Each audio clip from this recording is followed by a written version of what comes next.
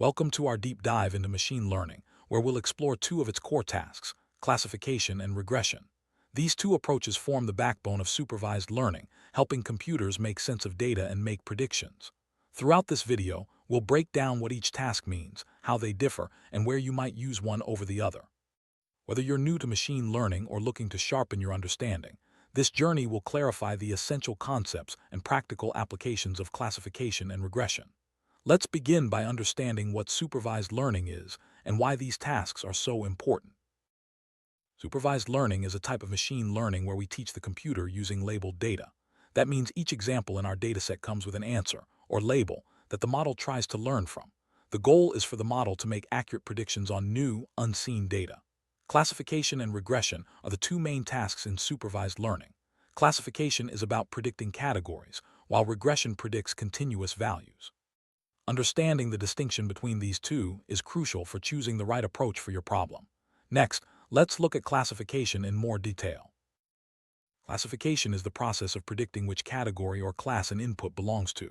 For example, given an email, a classification model can predict whether it's spam or not. The output is always a discrete label, such as cat or dog, yes or no. Classification is widely used in applications like image recognition, medical diagnosis, and sentiment analysis. The key point is that the answer is always one of a set of predefined classes. Now, let's see how classification works in practice with some real-world examples. Imagine you're building a system to recognize handwritten digits. Each image is classified as a number from 0 to 9, or consider a medical test that predicts if a patient has a disease, positive or negative. In both cases, the model assigns each input to one of several categories. These examples highlight how classification helps automate decision-making in everyday tasks. Next, we'll look at the types of classification problems you might encounter. Classification problems can be divided into binary and multi-class types. Binary classification involves just two classes, like spam versus not spam. Multi-class classification deals with more than two categories, such as classifying animals as cats, dogs, or rabbits. There's also multi-label classification, where each input can belong to multiple classes at once. Understanding these types helps you choose the right model and evaluation metrics for your task. Now, let's explore the algorithms commonly used for classification. Several algorithms are commonly used for classification tasks. Logistic regression is a simple yet powerful method for binary classification. Decision trees split data into branches to make predictions. Random forests combine multiple trees for better accuracy. Support vector machines find the best boundary between classes.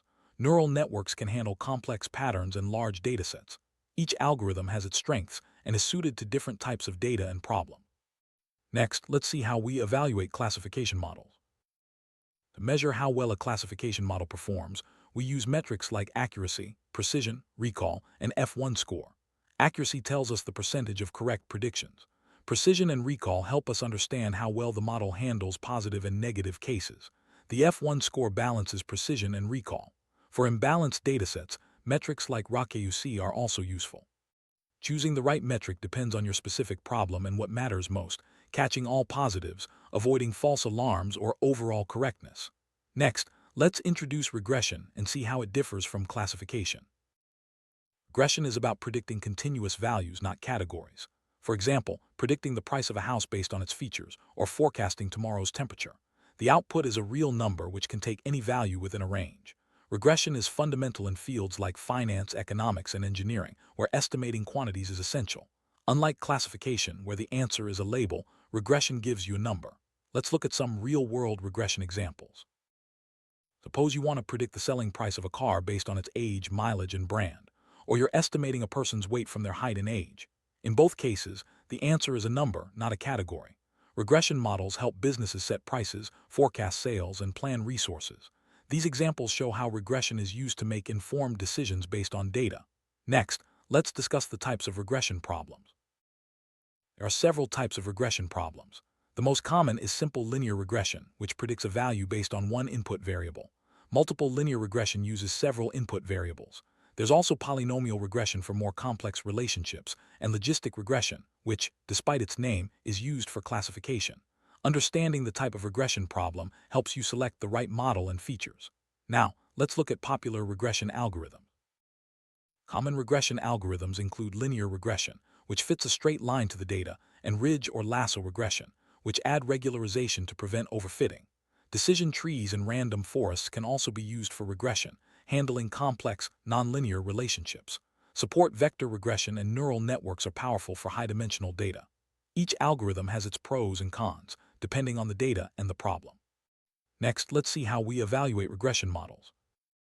Regression models are evaluated using metrics like mean squared error, MSE, mean absolute error, MAE, and R-squared. MSE measures the average squared difference between predicted and actual values.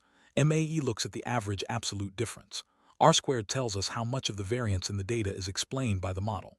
Choosing the right metric depends on your goals, whether you care more about large errors or overall fit.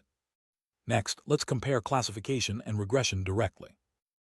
Classification and regression are both supervised learning tasks, but they solve different problems. Classification predicts categories, while regression predicts continuous values. The choice depends on your data and what you want to predict. For example, if your output is a label, use classification. If it's a number, use regression. Understanding this distinction helps you frame your problem correctly and choose the right tools. Next, let's look at some practical tips for deciding between the two. When deciding between classification and regression, start by looking at your target variable. Is it a category or a number? Also, consider the business question you're trying to answer. Sometimes, you might need to transform your problem, like turning a continuous value into categories for easier interpretation. It's important to understand your data and the context before choosing a method. Next, let's see how data preparation differs for these tasks. Preparing your data is a crucial step in both classification and regression. This includes cleaning the data, handling missing values, encoding categorical variables, and scaling features. For classification, you might need to balance classes if one is much more common than others. For regression, outliers can have a big impact, so it's important to detect and handle them. Good data preparation leads to better model performance. Next, let's discuss feature selection and engineering. Feature selection means choosing the most relevant variables for your model. Feature engineering involves creating new features from existing data to improve model performance. For example, you might combine age and income into a new feature for predicting loan approval. Both classification and regression benefit from thoughtful feature selection and engineering. This step can make a big difference in your results. Next, let's talk about splitting data for training and testing.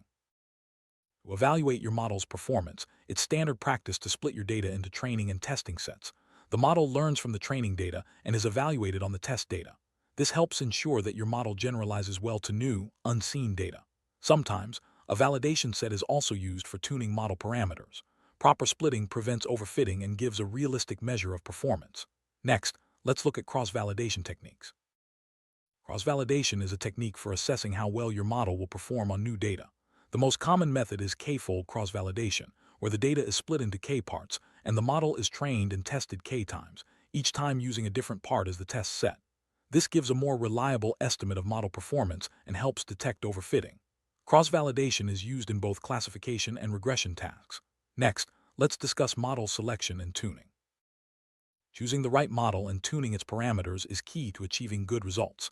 You might try several algorithms and compare their performance using cross-validation. Hyperparameter tuning involves adjusting settings like tree depth or learning rate to find the best combination. Tools like grid search and random search automate this process. Model selection and tuning are iterative and require experimentation. Next, let's look at the importance of avoiding overfitting. Overfitting happens when a model learns the training data too well, including its noise and outliers, and performs poorly on new data. To avoid overfitting, use techniques like cross-validation, regularization, and pruning for decision trees. Simpler models are often more robust. Monitoring performance on validation data helps detect overfitting early. Balancing model complexity and generalization is crucial for both classification and regression. Next, let's discuss the role of feature scaling. Feature scaling ensures that all input variables contribute equally to the model. Methods like normalization and standardization adjust the range of features. This is especially important for algorithms like support vector machines and k-nearest neighbors, which are sensitive to feature scales. Proper scaling can improve model accuracy and convergence speed. Both classification and regression tasks benefit from feature scaling. Next, let's explore handling categorical variables. Many datasets include categorical variables, like color or brand.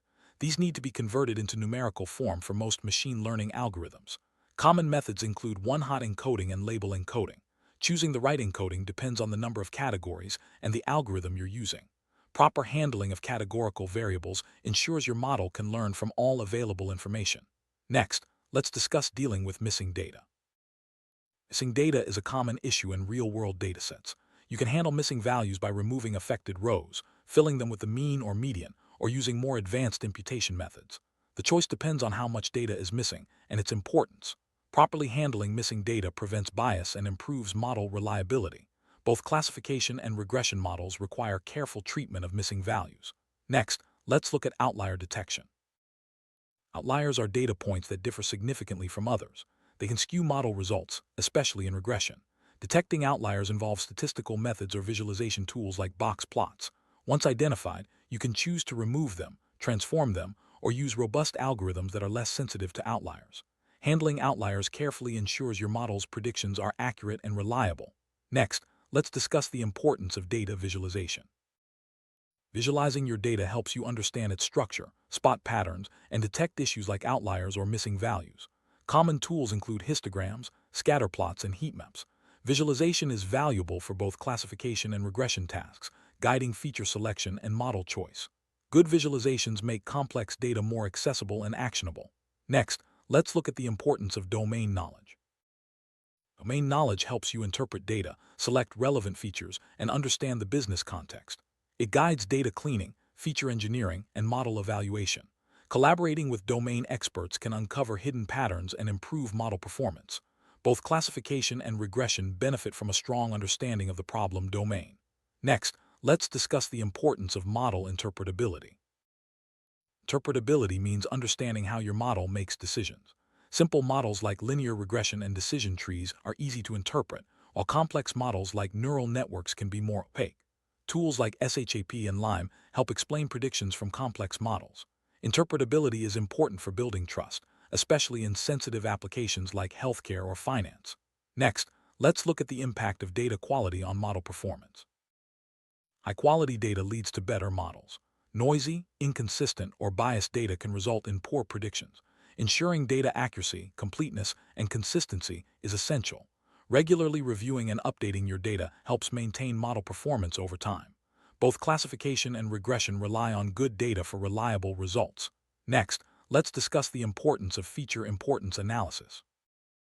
Feature importance analysis helps you understand which variables have the most impact on your model's prediction. Techniques like permutation importance, SHAP values, and feature coefficients provide insights into model behavior. This analysis guides feature selection, model improvement, and interpretation. Knowing which features matter most can also inform business decisions. Next, let's look at the concept of bias and variance. The bias-variance trade-off is a key concept in machine learning. High bias means the model is too simple and misses important patterns. High variance means the model is too complex and overfits the training data.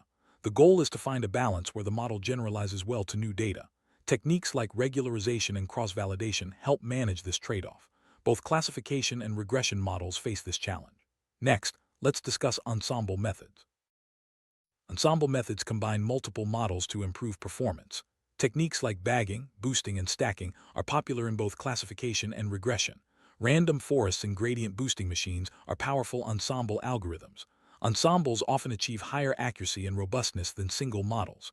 However, they can be more complex and harder to interpret.